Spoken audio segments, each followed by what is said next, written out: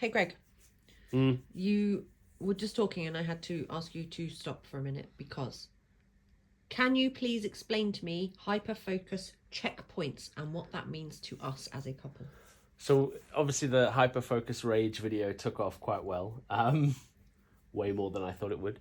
And we're talking about, I'm talking to all these people in the comments about how to communicate the hyperfocus so that you and your partner can exist without the hyperfocus being broken. And I know that when I'm hyperfocusing, I can't explain to you what the list of checkpoints might be because I can't show my work, but I feel myself making checkpoints. And you've done it before where you're crocheting and I need to communicate something important, and I'll very gently try and sort of not so much interrupt, but like guest star in your hyperfocus. And you always say things like, let me just finish this stitch, or if you're drawing, you're like, let me just finish this little piece here. It's like your brain already knows that it can pause.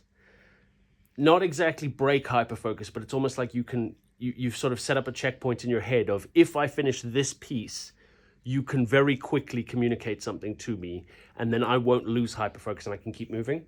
And I think that's really interesting, because obviously to have someone in your life who hyperfocuses and has hyperfocus interruption rage, it's important to communicate stuff ahead of time. So like if I'm going to go read a book or I really want to watch a movie, I'm going to be like, look, I really want to watch this movie. I really want to read this book. Check on me in 6 hours. Like, don't check on me now. Don't break it. Don't step in. But if you haven't heard from me, if I've been painting for 5 hours straight, maybe come check if I drank some water, but gently, because you can cameo in someone's hyperfocus without destroying it, but it requires that prep. We know we're going to go down the rabbit hole. We know we're going to do it.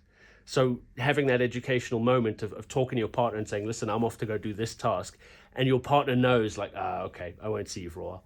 It's making sure that when you, before you're going to have those moments where you say, I'm going to go do this and I'm going to wait, it's making sure that you've had that open communication beforehand, so that when someone does say to you, oh, don't bother me for 6 hours, it's not personal. Yeah. It's nothing to do with I want to be away from you. It's nothing personal at all. And so I think we were able, it took a while, we got through that to then understand, he's going away to do his thing, I'm doing my thing.